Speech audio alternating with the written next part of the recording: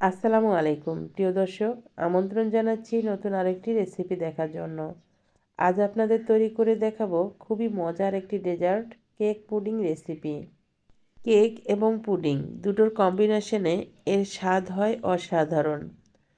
আজ খুব সহজ পদ্ধতিতে এই ক্যারামেল পুডিং এবং কেক একসঙ্গে শেয়ার করেছি। আপনারা বাসায় ঝটপট করে তৈরি করে নিতে পারেন, বাচ্চাদের খুশি করতে অথবা মেহমান আপ্যায়নে। তো ভিউয়ার্স, আশা করছি আজকের রেসিপি আপনাদের কাছে অনেক ভালো লাগবে। প্রথম থেকে শেষ পর্যন্ত ভিডিও দেখবেন আর ভিডিওতে একটা লাইক দিয়ে ভিডিও কন্টিনিউ করবেন। চলুন তাহলে কেক পুডিং তৈরি করার মূল প্রস্তুত প্রণালী আমরা দেখে নিই। প্রথমে পুডিং তৈরি করার জন্য আমি এখানে একটা সসপ্যান নিয়েছি আর তার মধ্যে দিয়েছি 1/3 কাপ চিনি। চিনি দিয়ে চুলাটা একদম লো হিটে রেখে জাল করে নেব। যখন চিনিটা গলতে ধরবে তখন নাড়াচাড়া করে ক্যারামেলটা তৈরি করে নেব। ক্যারামেলটা বেশি জাল করা যাবে না, তাহলে ক্যারামেলটা পুড়ে যাবে। ক্যারামেলে যখন একটা খুব সুন্দর একটা কালার আসবে তখন ক্যারামেলটা নামিয়ে নিতে হবে।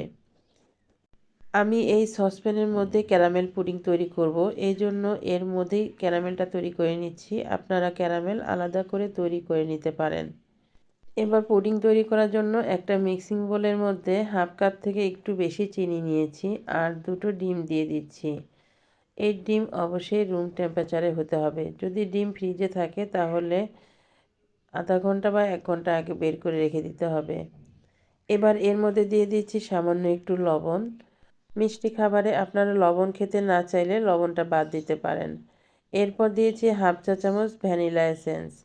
এরপর খুব ভালোভাবে সবগুলো উপকরণ ফেটে নিতে হবে, যেন চিনি আর ডিম খুব ভালোভাবে মিশে যায়, চিনির কোনো লাঞ্চ না থাকে। ভালোভাবে ফেটে নিয়েছি। এবার এখানে আমি নিয়ে নিচ্ছি প্রায় 2 কাপের মতো দুধ। এই দুধটা আগে থেকে জাল করে ঘন করে নিয়েছিলাম, সেই দুধটা ঢেলে দিচ্ছি, দিয়ে ভালোভাবে মিশিয়ে নিচ্ছি। এদিকে আগে থেকে যে ক্যারামেল তৈরি করে রেখেছিলাম, এই ক্যারামেলটা পুরোপুরি সেট হয়ে গেছে। এবার ডিম দুধের মিশ্রণ একটা ছাঁকনি দিয়ে ছেঁকে দিচ্ছি। এতে করে এর মধ্যে যদি ডিম দুধের কোনো লাঞ্চ থাকে তাহলে সেগুলো বেরিয়ে আসবে আর পুডিংটাও অনেক মসৃণ হবে। ছেঁকে নেওয়া হয়ে গেছে। এবার পুডিংয়ের সসপ্যান এক সাইডে রেখে দিচ্ছি। এবার কেক তৈরি করার জন্য মিক্সিং বোলে 2টি ডিম ভেঙে নিচ্ছি আর এই ডিম অবশ্যই রুম টেম্পারেচারে হতে হবে।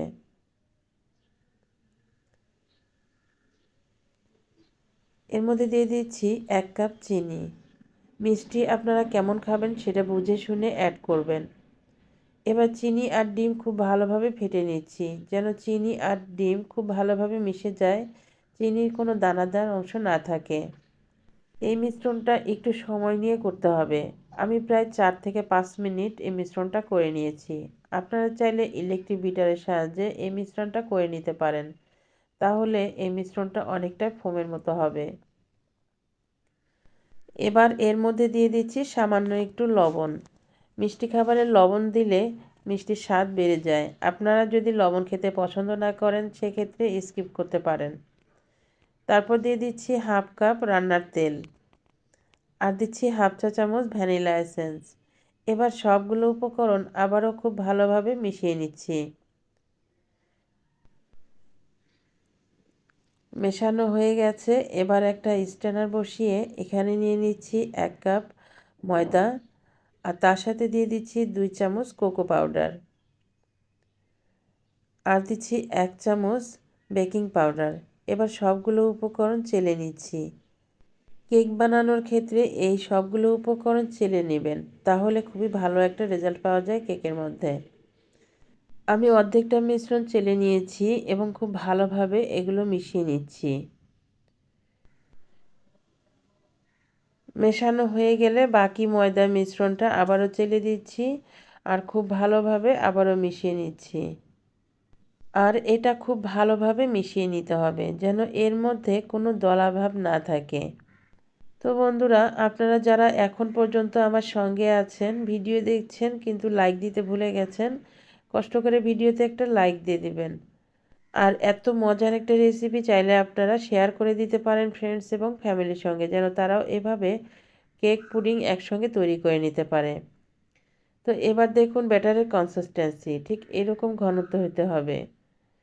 আমি উপর থেকে ছেড়ে দিচ্ছি, দেখুন নিচের ব্যাটারের সঙ্গে সঙ্গে সঙ্গে কিন্তু মিশে যাচ্ছে না, মিশতে একটু সময় নিচ্ছে। ঠিক এই রকম ঘনত্ব হতে হবে। এবার আগে থেকে যে পুডিংয়ের মিশ্রণটা করে রেখেছিলাম তার মধ্যে এই কেকের মিশ্রণটা ঢেলে দিচ্ছি। কেক পুডিংয়ের মিশ্রণ একসঙ্গে মিশিয়ে যাওয়ার ভয় পাবেন না, কারণ কেকের ব্যাটার এতটাই পাতলা যে পুডিংয়ের ব্যাটার থেকে কিন্তু এটা ভেসে উঠেছে, তা দেখে নিশ্চয়ই বুঝতে পেরেছেন। কেকের মিশ্রণটা ঢেলে দেওয়ার পর সম্পূর্ণ কেক পুডিংয়ের ব্যাটার আলাদা হয়ে যাবে। এবার বাটিটা মুছে সবগুলো দিয়েছি, আর সসপ্যান এভাবে ধরে একটু ট্যাপ করে দিচ্ছি যেন এর মধ্যে কোনো বাবলস থাকে, তাহলে সেগুলো বেরিয়ে আসবে। তো আমাদের কেক পুডিং তৈরি করার মোল্ড রেডি হয়ে গেছে। এবার আমি এগুলো স্টিম করার জন্য আগে থেকে চুলায় একটা পাতিল বসিয়েছি, আর তার মধ্যে পানি দিয়ে স্ট্যান্ড বসিয়েছি। আপনারা স্ট্যান্ডের পরিবর্তে কিচেন টিস্যু অথবা টাওয়াল ব্যবহার করতে পারেন, এতে করে সসপ্যান নড়াচড়া করবে না। এবার আমি সসপ্যানটা স্ট্যান্ডের উপর বসিয়ে দিচ্ছি, আর পাতিলের মধ্যে পানি এমনভাবে দিতে হবে যেন সসপ্যানের নিচের অংশটা পানির মধ্যে ডুবে থাকে। আর আমি পানিটা আগে থেকেই একটু গরম করে নিয়েছি। এবার সসপ্যানটা একটা ঢাকনা দিয়ে ঢেকে দিচ্ছি, আর ঢাকনাটা একটু উঁচু দেখে নেওয়ার চেষ্টা করবেন, কারণ কেকটা অনেকটাই ফুলে যাবে, সেই সময় দেখা যায় ঢাকনাতে লেগে যায়। এবার পাতিলের উপরে বড় দেখে একটা ঢাকনা চেপে দিচ্ছি, আর গ্যাসের চুলা প্রথমে আমি মিডিয়াম হিটে রেখে পানিটা বলক তুলে নিব। যখন পানিটা বলক আসবে তখন চুলা লো মিডিয়ামের মাঝে রেখে এই কেক পুডিং 35 থেকে 40 মিনিট স্টিম করে নেব। যদি পুডিং কেক একটু ছোট হয় তাহলে সময় একটু কম লাগবে। আমার পুডিং কেকটা একটু বড় ছিল, এই জন্য সময় লেগেছে প্রায় 40 মিনিট। কেকটা বেশি ফুলে যাওয়ার কারণে আমি পরবর্তীতে উঁচু একটা ঢাকনা দিয়ে ঢেকে দিয়েছিলাম, তারপরেও এই ঢাকনাতে কেকটা লেগে গেছে। আর দেখুন কেকটা কতটা ফুলেছে আর কতটা নরম তুলতুলে হয়েছে। কেক আর পুডিং হয়েছে কি না তা দেখিয়ে দিচ্ছি। একটা স্টিক দিয়ে এভাবে চেক করে নেবেন, যদি স্টিকে কোনো কিছু লেগে থাকে তাহলে বুঝবেন যে কাঁচা আছে, সেক্ষেত্রে আরও কিছুটা সময় জাল করে নেবেন। তো আমার স্টিকটা ক্লিন এসেছে, আমার কেক আর পুডিং এ পর্যায়ে হয়ে গেছে। এবার এটাকে ঠান্ডা করে আমি ফ্রিজে রেখে দেব 1 ঘন্টার জন্য। পুডিং কেক গরম অবস্থাতে মোল্ড আউট করতে যাবেন না, তাহলে এটা ভেঙে যেতে পারে। অবশ্যই ফ্রিজে 1 ঘন্টার জন্য রেখে পুরোপুরি যখন সেট হয়ে যাবে তারপরে এটাকে মোল্ড আউট করবেন, তাহলে দেখবেন খুব সুন্দর করে এটা মোল্ড থেকে ছেড়ে আসছে। তো আমি একটা ছুরি দিয়ে সসপ্যানের সাইডগুলো একটু ছাড়িয়ে দিচ্ছি, আর দেখুন এটা কত সুন্দরভাবে মোল্ড থেকে ছেড়ে আসছে।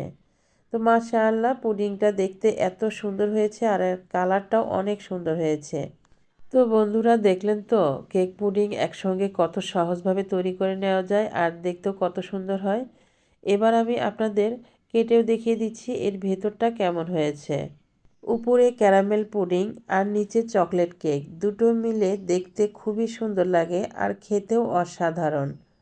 তো বন্ধুরা এই রকম ডেজার্ট আইটেম বা মিষ্টি রেসিপি অথবা ঘরোয়া কোনো রেসিপি যদি আপনারা পেতে চান আমার চ্যানেলে ঘুরে আসতে পারেন। আশা করছি আমার ভিডিওগুলো দেখে আপনাদের কাছে অনেক ভালো লাগবে আর উপকারে আসবে। যারা ধৈর্য সহকারে আমার ভিডিও দেখছেন আপনাদেরকে অসংখ্য অসংখ্য ধন্যবাদ জানাচ্ছি। আর আমার রেসিপি যদি আপনাদের কাছে ভালো লাগে আর আপনি যদি আমার চ্যানেলে নতুন হয়ে থাকেন তাহলে প্লিজ চ্যানেলটি সাবস্ক্রাইব করবেন। পরবর্তী নোটিফিকেশান পাওয়ার জন্য পাশে থাকা বেল আইকনটি প্রেস করে দেবেন, এতে করে যখনই আমি নতুন কোনো ভিডিও আপলোড করব সঙ্গে সঙ্গে সবার আগে আপনি পেয়ে যাবেন। আর আমার জন্য দোয়া করবেন যেন আরও পারফেক্ট কোনো নতুন রেসিপি আপনাদের সামনে নিয়ে হাজির হতে পারি। তাহলে আজকের মতো এখানেই বিদায় নিচ্ছি, দেখা হবে আবার নতুন কোনো এপিসোডে। সে পর্যন্ত সবাই ভালো থাকবেন, সুস্থ থাকবেন। আল্লাহ হাফেজ।